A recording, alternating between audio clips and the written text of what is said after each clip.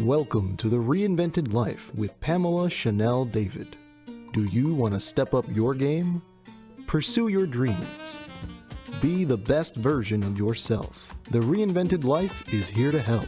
The Reinvented Life is about courage. It's about staying relevant. It takes grit. It defies gravity. It's about taking inventory of where you are today and where you want to go. Embrace change. Make things possible and reinvent your life. Call in with questions at 888-994-4995. Now, it's time to reinvent your life with Pamela Chanel.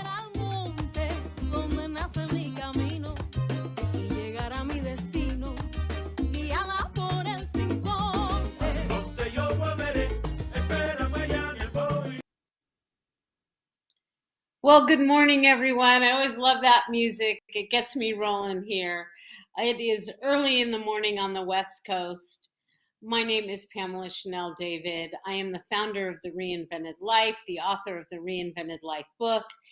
And if you haven't guessed already, this show is all about reinventing oneself, leaning into change, embracing change, and having gratitude about our ability to change.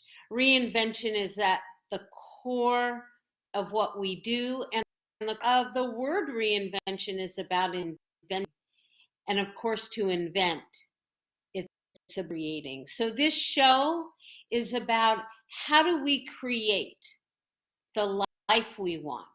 How do we take a look at where we are and where we want to be? Today's guest is the absolute ultimate of that. I cannot wait for this conversation. I cannot wait for our listeners and our viewers to hear from Steve Napolitan. Is one of the most prolific, greatest, and inspirational people I know. To have him here this morning with us is not only a gift, but it's an insight to what can be. So I could not be more pleased to bring Steve on the show today and take a look at what is possible. Welcome, Steve. Thank you so much, Pamela, for having me on the show today. Well, you are such an inspiration. And before we really get started, I want to take a look, a short video, and show people that are watching this, and people can hear it, that are listening, of what your life was like, and paint a picture of where that was. You and I met about 12 years ago already, 11, 12 years ago. And this video really showcases what you were up, the power that you have in your voice in this video, and what you give and what you share with the companies that you mentor and the people you speak with, is quite something. And I think just a great backdrop to start this story with. So with that, we'll roll that video and take a look at you speaking. Felt like every day I was getting beamed into an office and there was no doors and no windows, and every day I'm breaking down walls, trying to get through. Every wall we cut, there was another wall.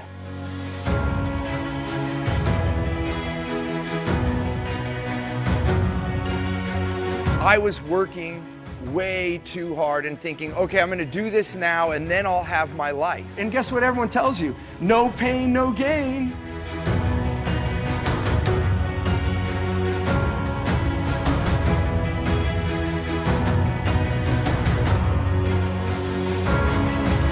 I want to open this up for all of you so that you can have and do more. There is another way.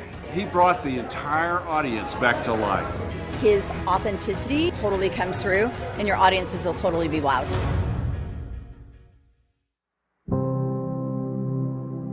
So the first thing I needed to do to simplify my business as an entrepreneur, as an executive, is asking the right questions. What do I want? What does my family want? How is that going to look? And then building the business around that. This is a privilege to live like this, and I have a responsibility to be here and share this with you so as many of you can have this. The second thing is then realizing that business can be done differently, and that's one of the things that I teach. And so then you leave, you know what to do. How many of you want more ease in your business, in your life right now? Yeah, that's much better. So here's the good news. It's simple. Business is so simple, and life too. If we just plan it properly, you find your wow client, the one that lights you up, that you're pumped to work with. You ask them what they want, and then you give it to them. That's it. Steve was phenomenal. He's super authentic. I could totally see this being beneficial and having him speak to whatever your industry is. I was working with a chiropractor, and he was doing pretty good. So he brought me in, and I said, hey, what is the most valuable thing that your clients get from working with you? And he said, pain relief. I'm like, okay, great. Is it okay if I talk to some of your patients? So we surveyed all of his patients. Here's the deal. It was on-time appointments. That's what came back on all the surveys. We had billboards in his town, on-time appointment. All the ads were on-time appointment. It became his whole brand. We tripled his revenue in less than a year. Guess what that leads to? More wow clients.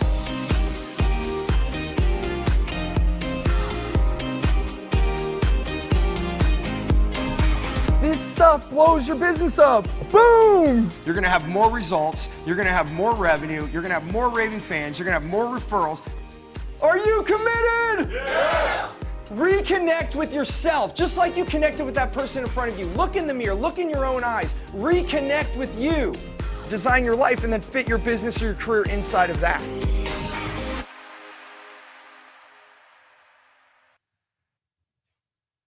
Wow.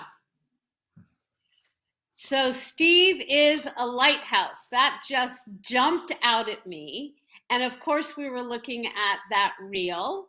I think that was put together in 2019, really showcasing all you were about, all you were up to. Obviously, people are riveted listening to you.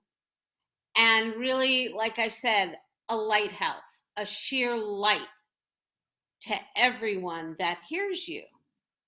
And then after that, the biggest challenge, the biggest shift in your life took place. So I'd love to start with that. I'd love to start with where you were. And again, being a show about reinventing, telling us your story of what happened and where you are today.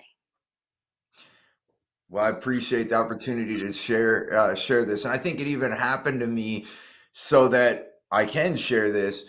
I'm going to back up one step from what happened in 2020. So, being a speaker and trainer, I was in rooms a lot. So, I think what happened to me is a culmination of also some stress. Or even more than a little. And I was really good at managing it. I did a lot of mindfulness work. And I think that's what also helped me through this process, which I'll share. But, you know, basically 2020, and you're right, that reel was in 2019.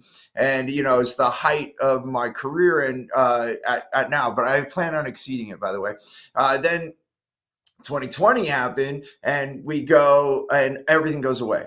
Right. So then, you know, that comes on hard where we're trying to reinvent the business. We had already had online components.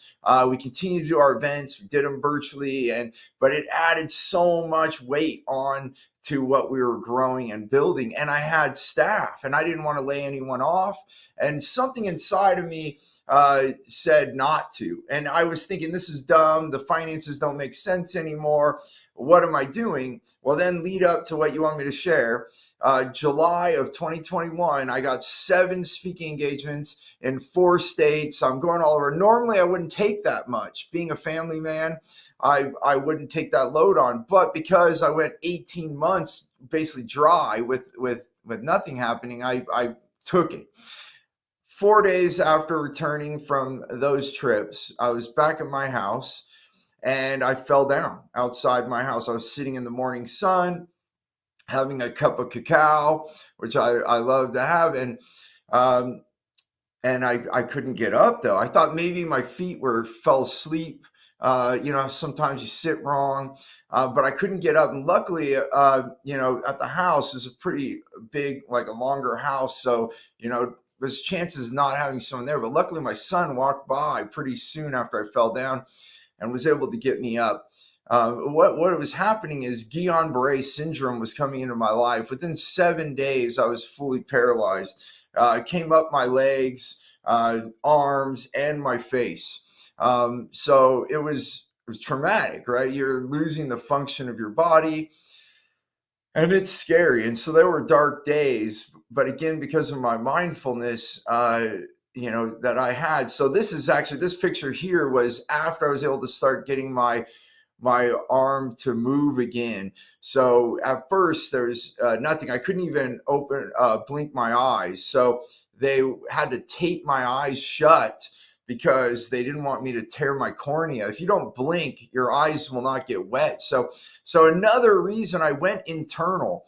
I couldn't see, I couldn't move. So, what happened is I went into deep meditation, and I just, it was scary though. I don't want to say I was like a piece of cake here. I definitely shed tears. I definitely was in pain. When my legs started to come back online, it was like a Charlie horse. If anybody's ever had that, where the muscle tightens so much and it's not loosening.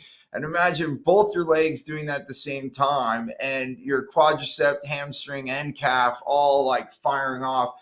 And they wanted to give me pain meds, and I turned it down because I had already realized that I felt, and this is my belief, that I was part of my healing in my mind, and I did not want to be numbed. And so at one point, I had my wife counted, I had 13 pillows propping my legs up just so I could manage the pain, because I didn't want to be numb.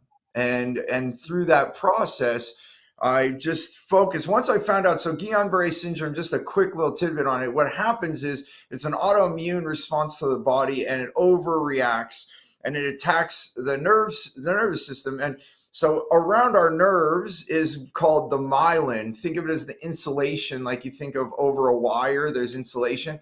So our nerves have the myelin sheath going over that, which also happens to be the telephone wire. So when that is severed or destroyed, in my case, where it just the body attacks it, then the mind can no longer communicate to my finger to do this, or to move my arm, or to move my face. Who would ever thought you have to think to smile? And if you saw the video at the beginning of this, I had a pretty big smile, and this is as big as I can get right now. I'm still working on my face. So I'm able to move around now really well, recovered most of my body. Still, the last piece is my face. And so that's what happened. And then it took me, basically so I was 13 days in the hospital, 7 days of going paralyzed. So basically about 3 weeks. And then I started to have the ramp back up, and very slowly I was in a hospital bed at home. And then I was able to start to get into a wheelchair, transferring from the bed to a wheelchair. And then another month of walking with a walker.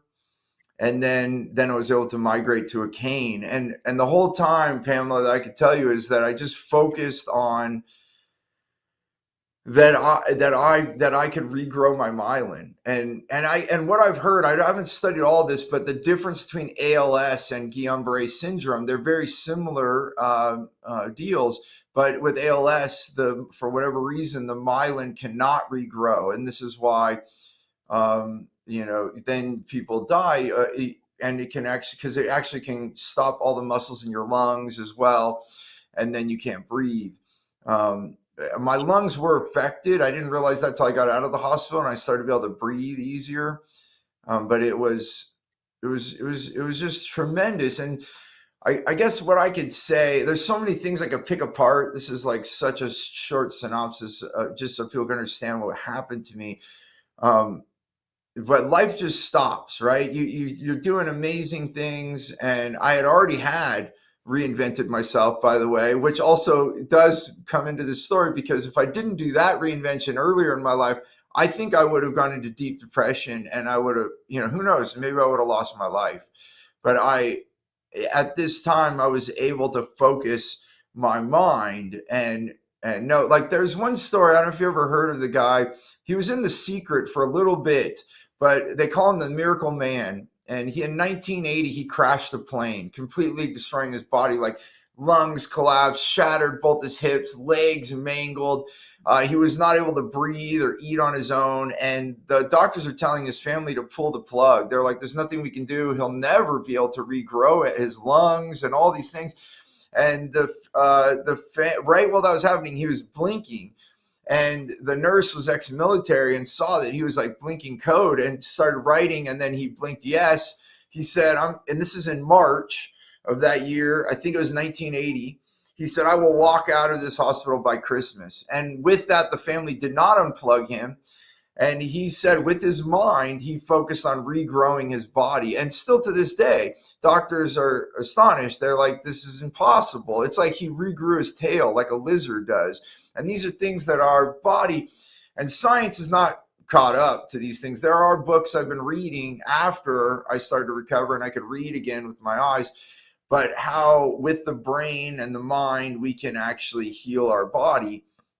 And that's what I did, Pamela. So just thinking of him when I'm laying there and I couldn't see, and I learned that my myelin had been eaten away. Once the doctors told me that, then I just focused on regrowing them. I didn't know how to do that or anything, but I just said, okay, myelin, we got to get to work here. Let's regrow. And I just tried to stay as positive as I could. So I can tell you in closing on this little opener that I had dark days. I mean, I'm a father of 3 and my wife and I'm not ready to end this life. That's the other thing. I chose to live. I said, I'm not done here. I'm coming out of this. I had that kind of mindset. And so I would turn out of that darkness. So I can tell you I had dark days, but I never had a dark week, because within a week I would turn myself around to what I want, not what I did not want, and live in fear and live in those things. And that, I think, having that changed my life. And the last part is I had gratitude every step of the way. So once I could touch my mouth with my hand, I just felt tremendous amount of gratitude. The simple things in life become gigantic, right? Like to be able to sit up in bed, like something like that. It was, oh my gosh, we did it. I'm like cheering and I've sat up. So hopefully that is what you wanted me to share, just of what happened. Obviously, there's so much before and so much after, but maybe that's what we could explore as you would like to guide us today. Yeah. Absolutely. Well, the guiding, is exactly what this is, because this is a journey. This is a story. This is really a story of triumph. And I'd like to start with what you were saying is you had already been through a process of reinvention. You had already gone from your day-to-day work to really adopting a new mindset. And for years prior to this happening to you, that's what you were all about. You were inspiring hundreds, thousands of people to shift their mindset to one of gratitude, to one of in their life, to one of taking a positive approach to all they were doing. So in preparation for this show, I was reading about this condition, and it is so rare what you were able to achieve. And I appreciate all of these photos that you supplied so that people that are watching this could get a visual, because you were able to go through this process of recovery in literally record speed. I was reading about this and what you've accomplished in this period of time for people that actually do recover can take years and years and years. So that is the first thing I'd really like to talk about is, as you see in these pictures, there's determination in here. There's tenacity in here.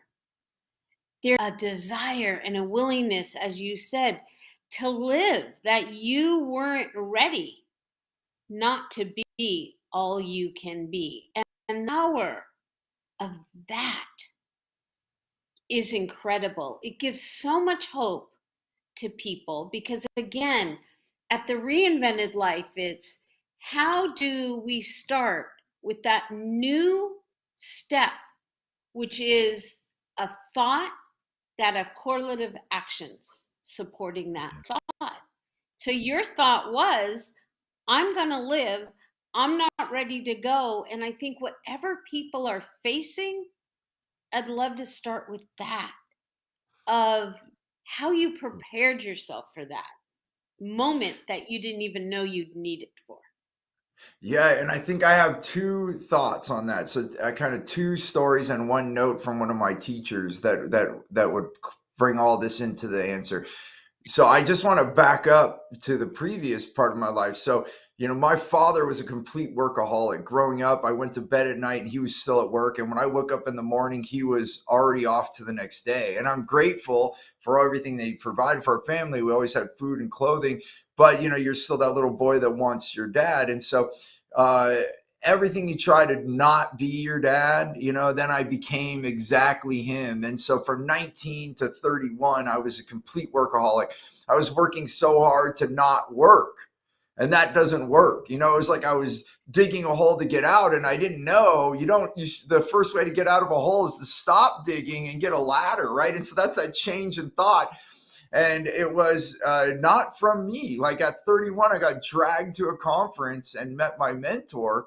And at that point, I felt like a loser, even though we're working with these Fortune 500 companies. I went to film school, and from a production company turned into a full ad agency. And we're doing these campaigns all over the country and a few international things. And it looks from the outside super success. On the inside, I was breaking, and I was 290 plus pounds. I stopped weighing myself. I was having heart palpitations. By 31, I thought I was having a heart attack, and I was denying help. And I was only by a friend getting dragged to a workshop that I met my mentor and saw that there was a better way. And this is where the mindset comes in. The reason I chose to share this story is because inside my mind, I was thinking that I'm a loser. Look at me, I can't even do this. And yeah, people think I'm great, but if they really knew what was behind. So it's kind of like that, what do they call it? That fakeness, or, the imposter syndrome. Even though I was doing all these things, I'm feeling, horrible about myself. And that was the first transition of gratitude, because I learned to actually have a happy life. I had to actually stop, forgive my language, but like crapping on myself, it's what we program. Like this is, so the words, like you're saying, the words matter. And even I want to go as far as saying, you are magic. We talk about spelling from like a thinking of a witch, but a witch casts a spell. What is spelling? I don't think there's a coincidence that spelling is how we write words. We take letters and bring them together, right? So you're actually making words. So you're casting spells every day. And grammar means, if you look at that emoji, to conjure up. So when we take grammar and spelling, we're making our reality. You are the magician in your life. You are the one writing the script. And once I realized that, I'm like, whoa, what am I saying every day? Oh my gosh, I need to start, saying things with gratitude and all the things that I had achieved. So if I didn't have that transformation, I wouldn't have been able to make it.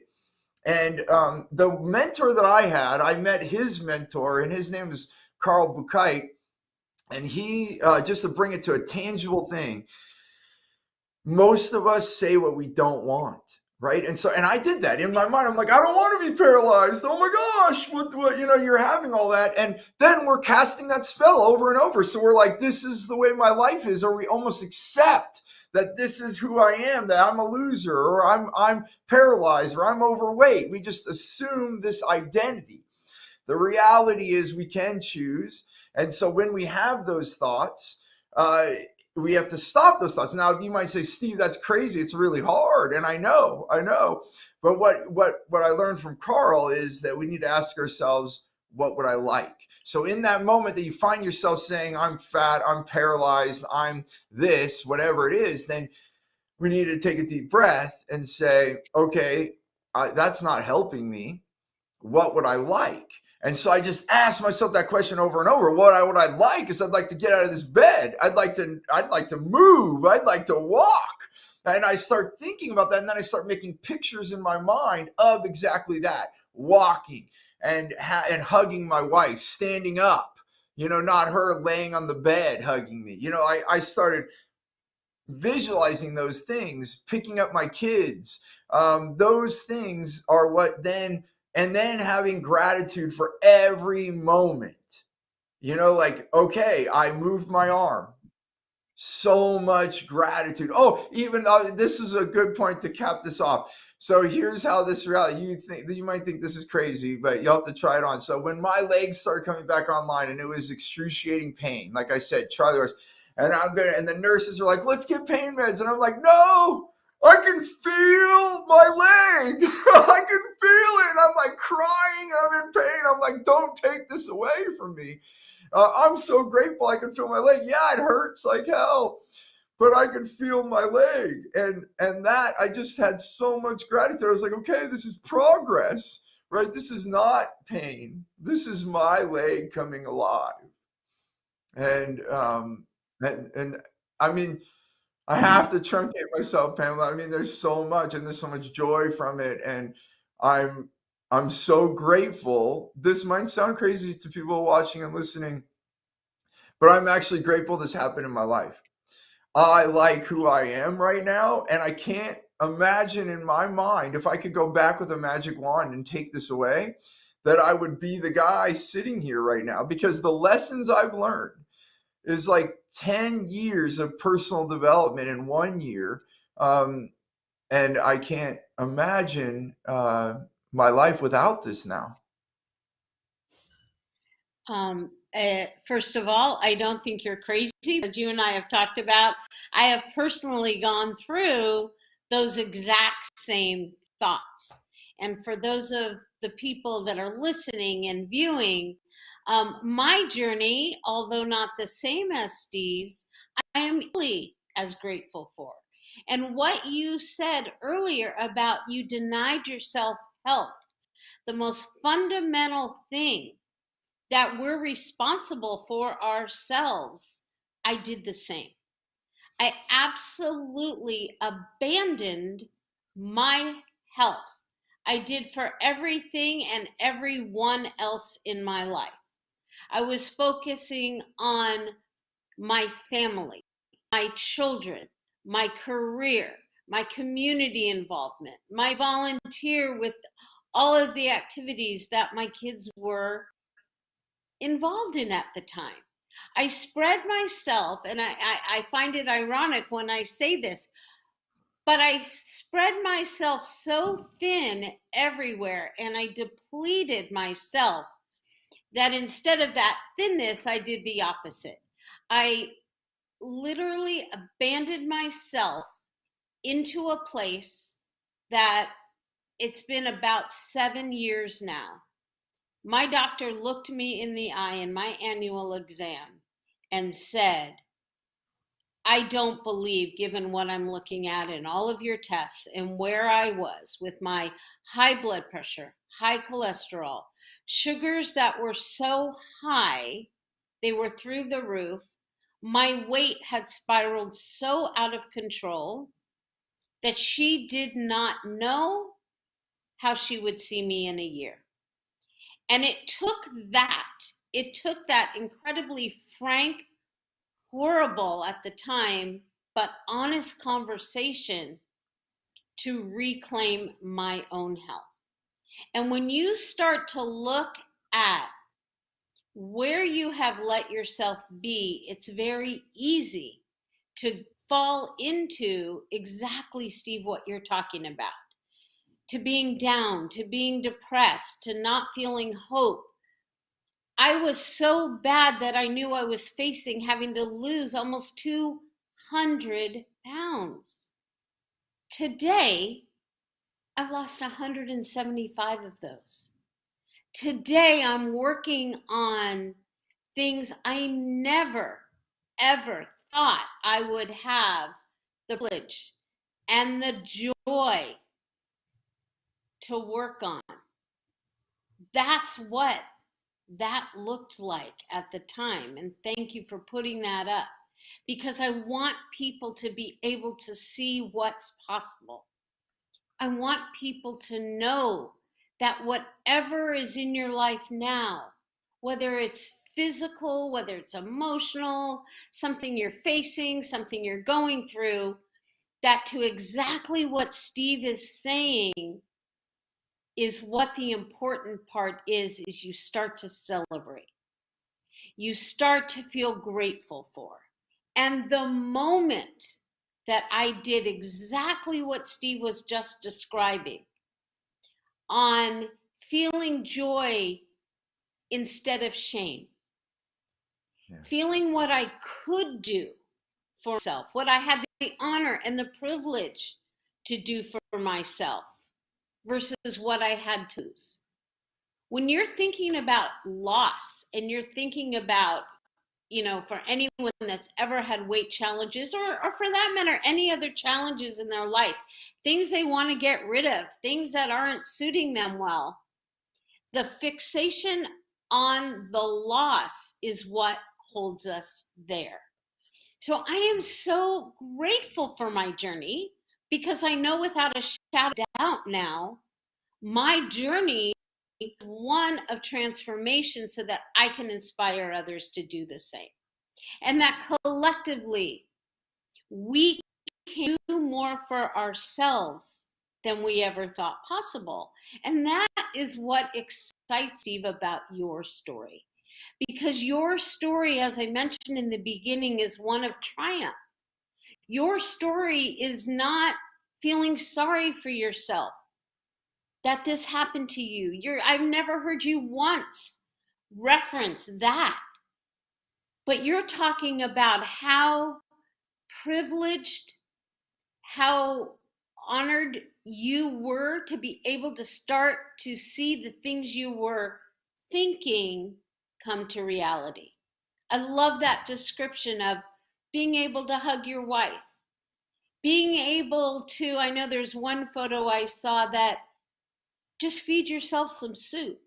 The things we take advantage of, the things people don't even give thought to, here you are seeing them as celebrations. So what these things mean is that they're representations of turning something that we can overcome into what we are able to do.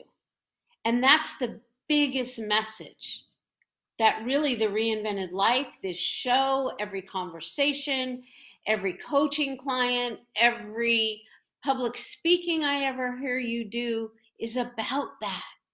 It's about feeling good about what we are able to do and how to turn and overcome those adversities into triumphs. Yeah. It is. My team and I just recorded a podcast. We have the More Business, More Life podcast, because I tend to work with a lot of CEO, founders, and leaders.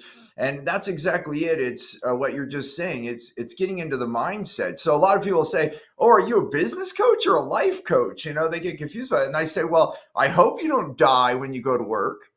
I hope you don't die when you go to work. It's all life. This is all of our life. And you know what? One big thing of this is a huge wake-up call, right? I already was living a pretty good life. As you saw, I had already reinvented myself quite dramatically once before. But I still wasn't living true to like the full heart of myself. And with this, having a full stop, right? I mean, literally, my body stopped moving. I was not able to move my body. It was a huge wake-up call. And the words, why wait, came into my mind, and I look at what we do in the world today. You know, many people, not just in the United States, around the world, the United States is up at the top of doing this, is just working till some old age, and then we live our life. And so, you know, what I work with, Pamela, and you're right, it's what do you want in your life? And then let's design your business and career around that. And I think most often I meet people and they're doing the opposite. They're building finance, they're building their career, they're building their work. And someday I'll have the life that I want. And it doesn't work that way. That's like building a house. You hire people to construct a house for you, and you do not look at the architectural plans. And then you walk in your house, you're like, whoa, I wanted the kitchen over here. I didn't want this here. You know what? Well, you let someone else design it, or you let everything just happen. If you want life to be in some way, form the way that you would like it, you've got to be part of that. So what I say is, choose your life, you know, and I start by choosing gratitude for where I am in this moment. And then I start saying, what would I like?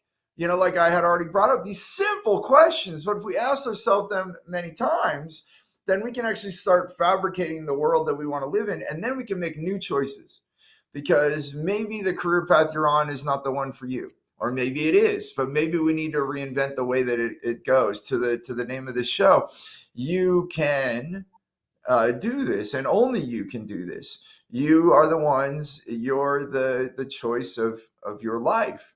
And then you can allow it to start to come. So it is choosing and allowing, because I think the one thing that people don't understand, that I didn't either, is that when I start designing it, then I started to build it the way I thought it should be. But there's a lot of wisdom that we don't have yet.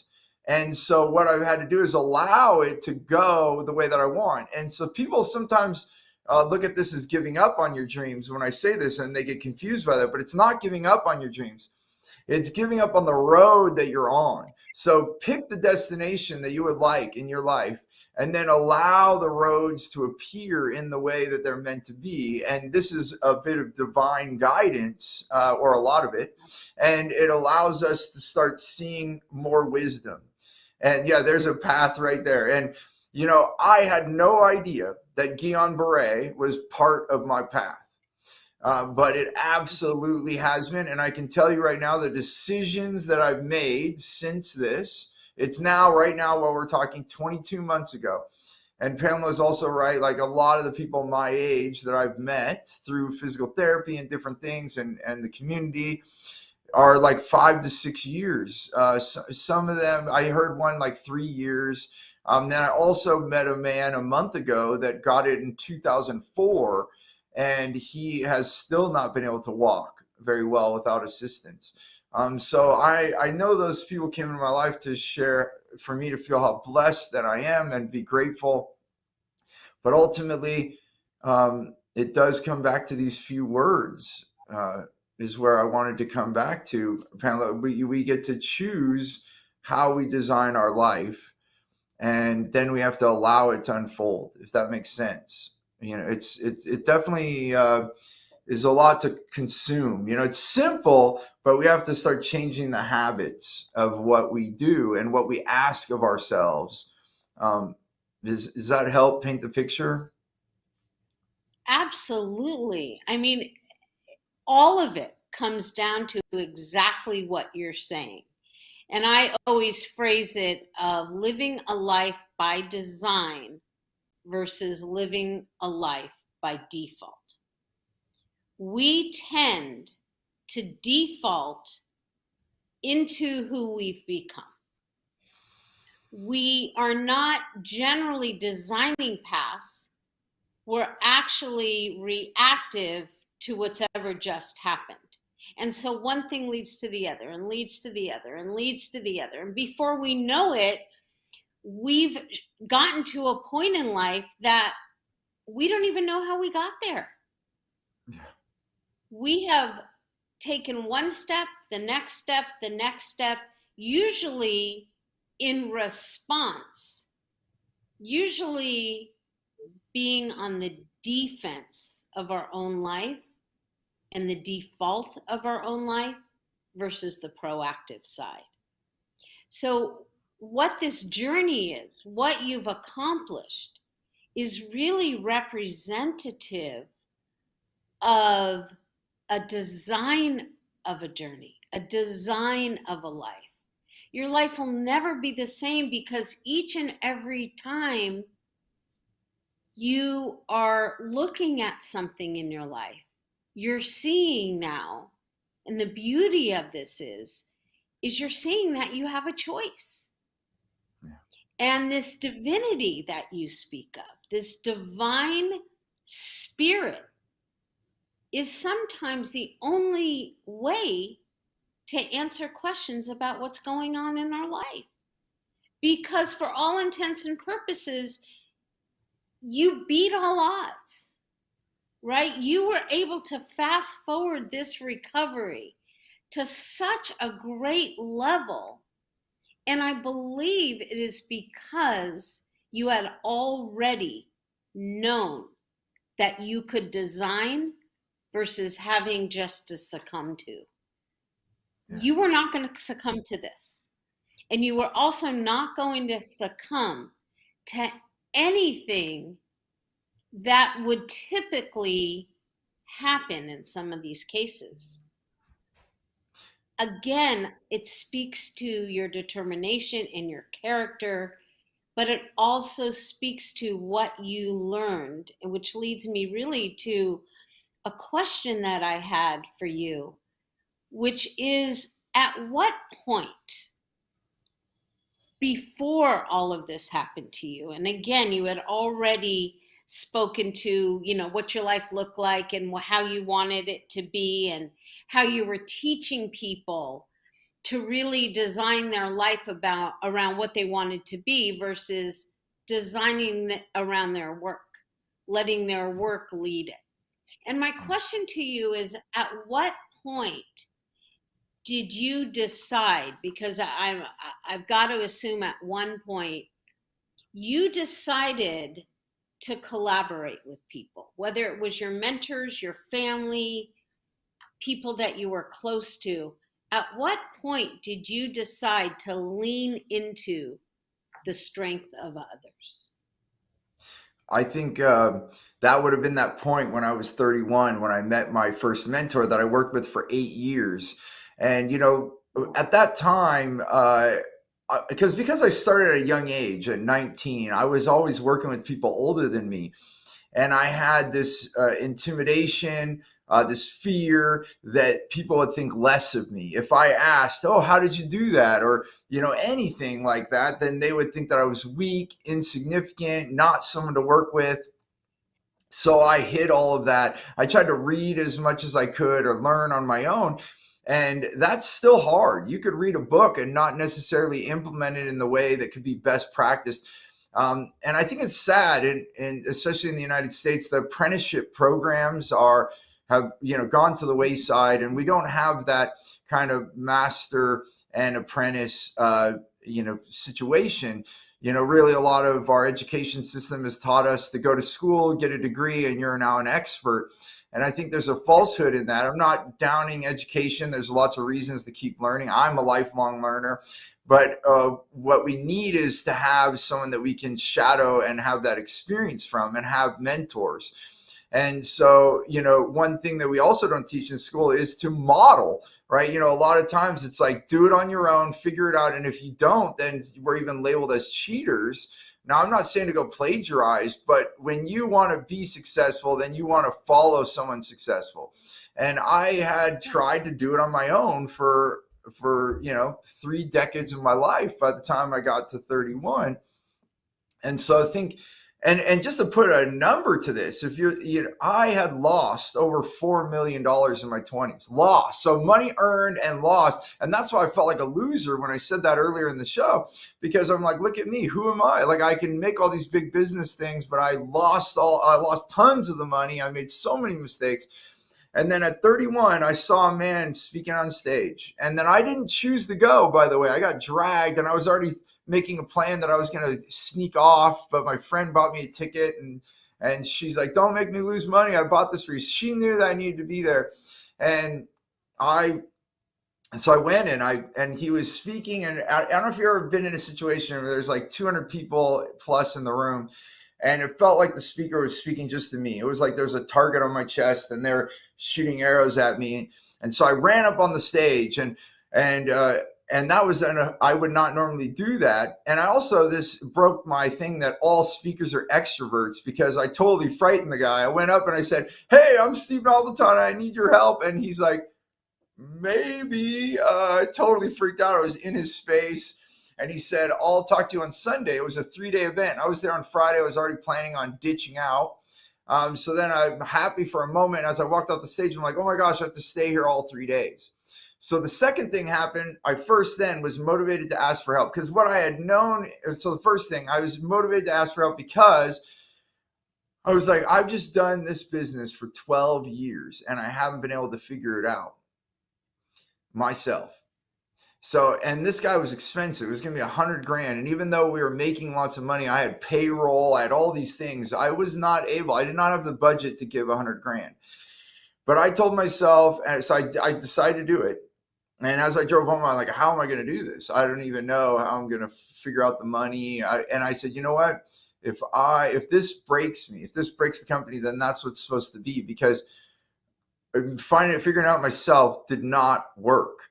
And then fast forward through my 30s, I invested over $500,000 in myself, over $500,000. Now at 31, I couldn't have wrote that check, but I kept investing as I kept getting the reward of it. And I thought at that juncture that I was going to make myself better. But here's the real reality. I actually allowed myself to be me. You see, what I found through this journey is that it's not, me becoming better necessarily. It is actually letting go of what I thought I was supposed to be, what other people do. And not because they're mean people, but it's like what our parents told us, what our community told us, what our church told us, what our country told us, like all of these layers of learning that came to us. And we thought, this is the human being I'm supposed to be. This is what I'm supposed to go to college and get this job and do this thing. And then we're like, whoa, what the heck life is this? This is not what my heart wants. And that's what this coach allowed me to do, is peel back all those layers of onion, peel back the armor that I'd put on so that I could be me. And now when I speak, I was speaking at a high school once, and the last question came from the teacher, one of the teachers, and said, what would 2 words you would tell your younger self? And I said, get mentors. And it came out of my mouth so fast, I held my mouth for a minute. I'm like, yeah, that's it. It's get mentors. If I would have done that sooner, I probably wouldn't have lost that $4 million in my 20s. And I would have had so much more ease in my life. And since I've made that decision, anything I want to learn, whether it's health, then I'm going to get a nutritionist. I'm going to get some people. What do you think I did when I got out of the hospital? I hired the best physical therapist. I did Feldenkrais, movement therapy, skeletal system and mind. It connects the whole thing. I hired the best acupuncturists I could. I got the best teachers that I could get in my life, the best coaches. And luckily I was at a position where I could afford to do this, because a lot of it was outside the scope of what you get your health insurance. So again, blessings from my previous career pivots that allowed me to reinvent myself over and over.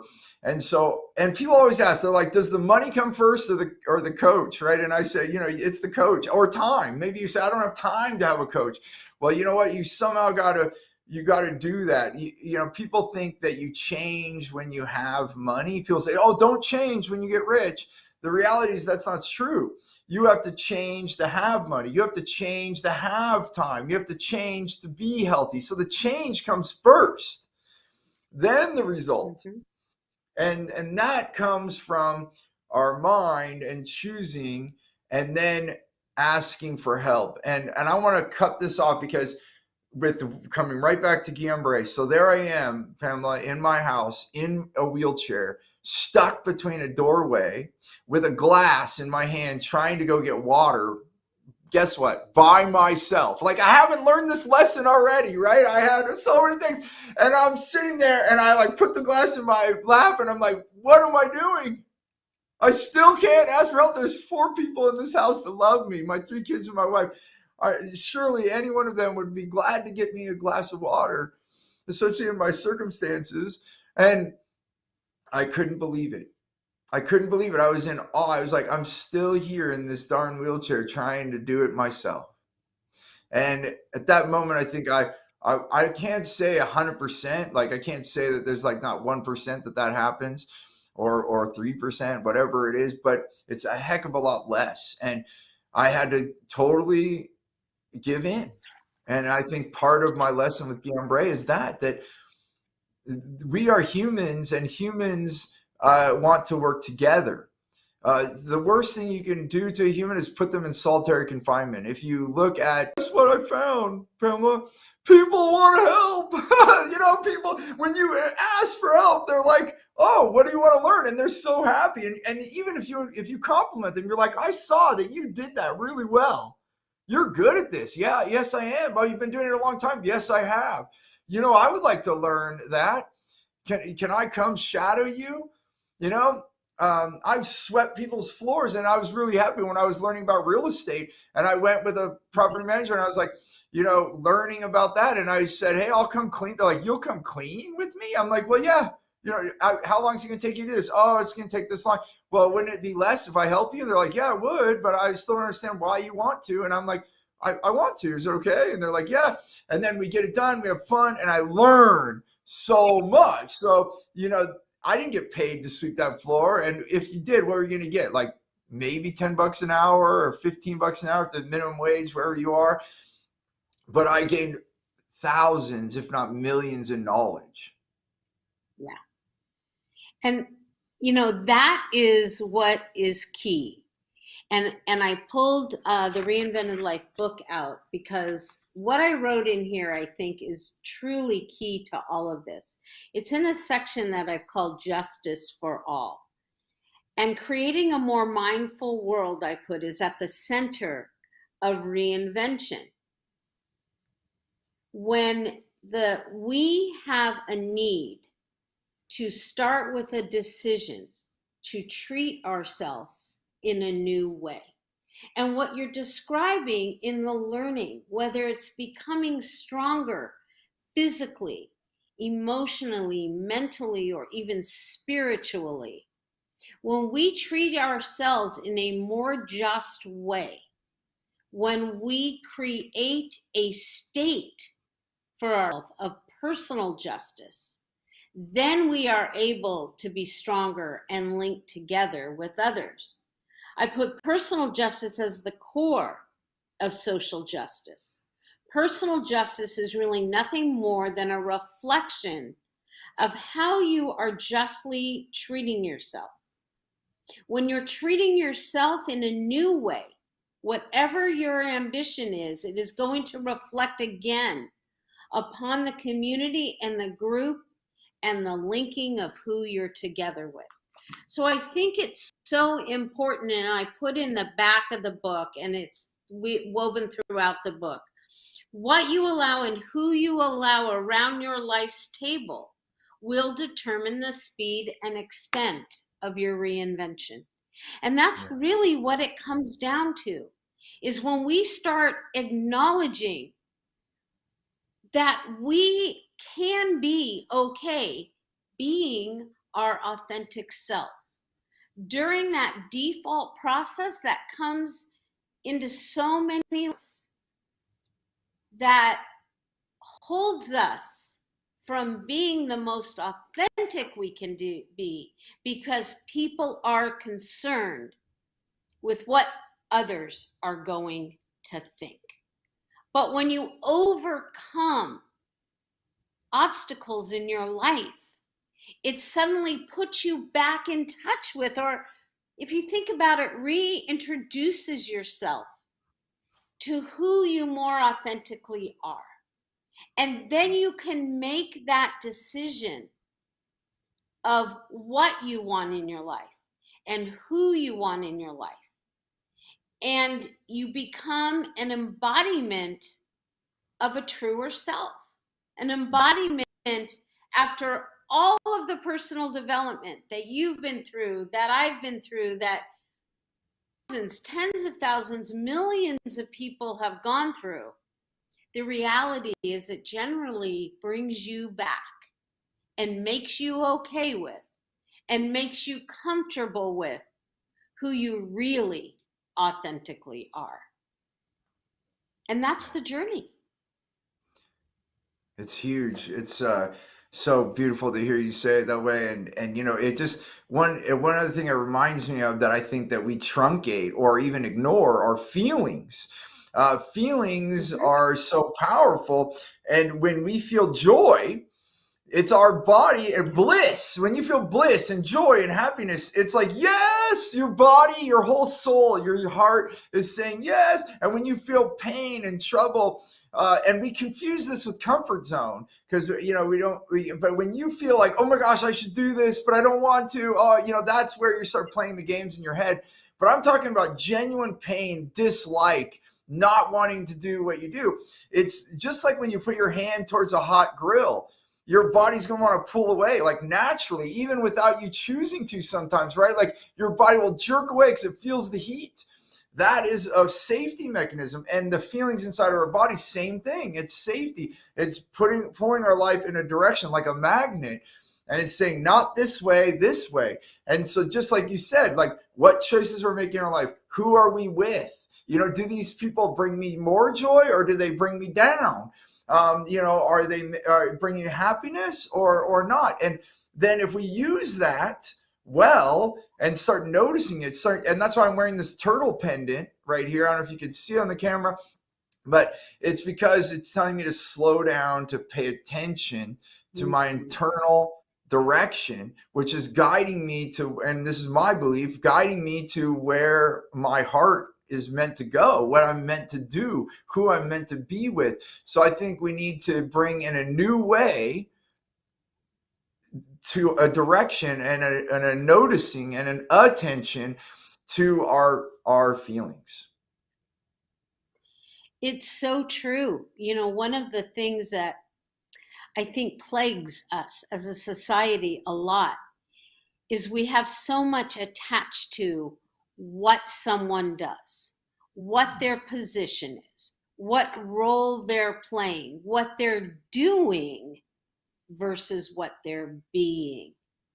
Yes. And it becomes reflective when we pay attention to who are we being, not the fancy role. We can all have all these fancy letters behind our names, and I value my education and all, but that isn't what lets me be an inspiration in life.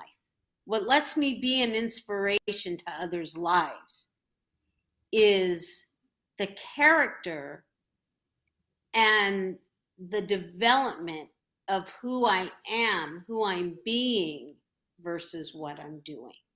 And this is what is so compelling to me about your story, starting and opening with that video of all of those addresses you were giving, all of what you were doing so successfully. But now, when I talk to you, there's an authenticity about you. You show up as you are. I love the turtle pundit. I love the notion that, and unfortunately, I could talk to you all day. We're going to have to wrap it up here. But I love the notion that you want to be more thoughtful, more mindful, slow down. And I don't think those words slow down would have been something you would have given thought to, because we're all about normally speeding up. What could we do more? How can we elevate more? And the elevation actually comes from our inside. It's one quick one. I know we're all, but when I heard the Chinese proverb, slow down to go fast, I thought, oh my gosh, they're idiots. What, that makes no sense. Slow down to go fast. But it does. Now, with all my knowing, when we slow down, I can actually pick the most direct path, and I'll beat the person that didn't take the time to map out a plan. Right? So if we slow down enough to see more, we can actually make the right decisions in our life. And that's what now has become the next level of knowing. and I'm going to continue to keep learning, Pamela. I'm so grateful for all these challenges and all the joys in my life to make me the man that I am, and the woman that you become is the same. You go through everything, and people might be listening and they're like, oh, I've never had something as challenging as Pamela or Steve. But the reality is we all have our own highest challenge. And when we take time to explore that and find new choices in our life and ask ourselves, what would we like?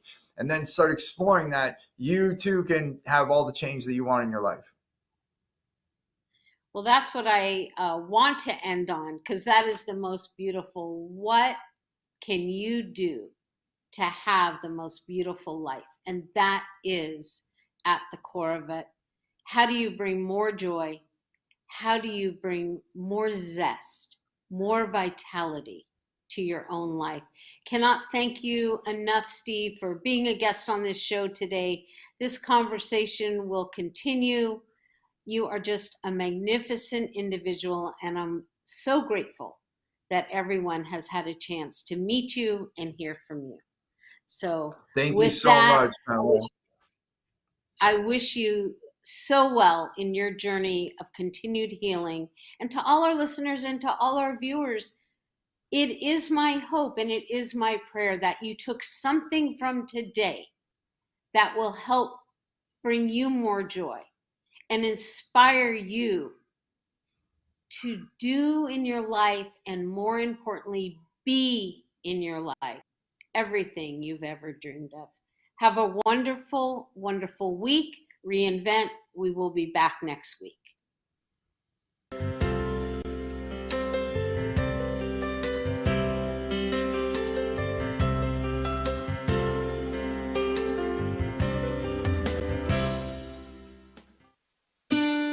Thank you for tuning in to The Reinvented Life with Pamela Chanel David.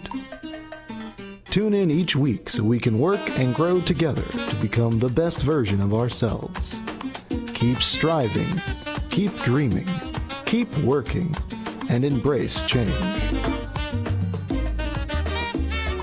You may contact Pamela Chanel at info@thereinventedlife.com.